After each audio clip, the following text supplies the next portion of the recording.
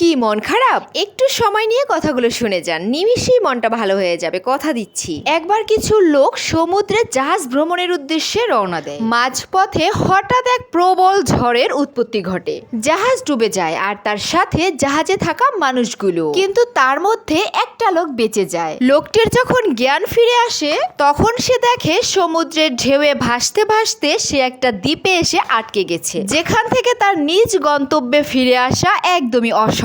কোনো জাহাজ তাকে বাঁচাতে আসে না। এভাবেই দিনের পর দিন কেটে যায়। সেখানেই লোকটির অনেক ভয়ে কষ্টে দিন কাটছিল।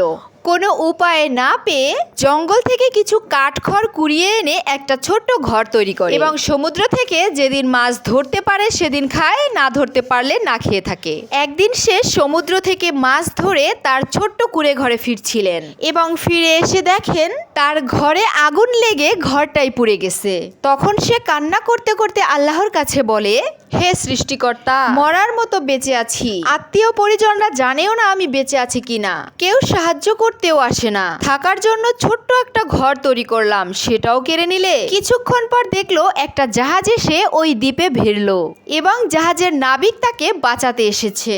সে নাবিককে জিজ্ঞেস করলেন, এতদিন তো কেউ আমাকে বাঁচাতে আসেনি, আপনি কিভাবে বুঝলেন আমি এখানে আছি? তখন জাহাজের নাবিক বললেন, আপনি তো আগুন লাগিয়ে ধোঁয়ার সংকেত দিয়েছেন, তখনই আমি বুঝতে পেরেছি আপনি বিপদে আছেন, তাই তো আপনাকে রক্ষা করতে আসলাম। কি বুঝলেন?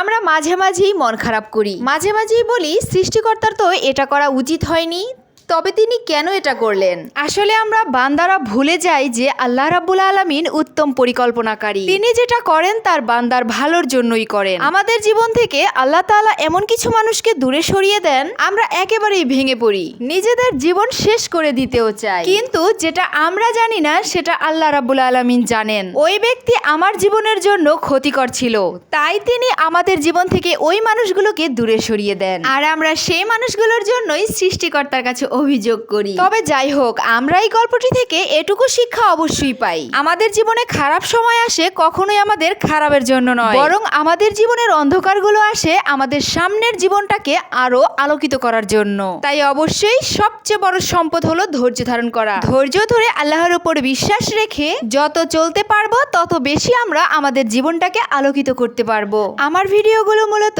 সুন্দর সুন্দর বাঙালিয়ানা রেসিপি আর তার সাথে থাকে সুন্দর সুন্দর হাদিস এবং গল্প।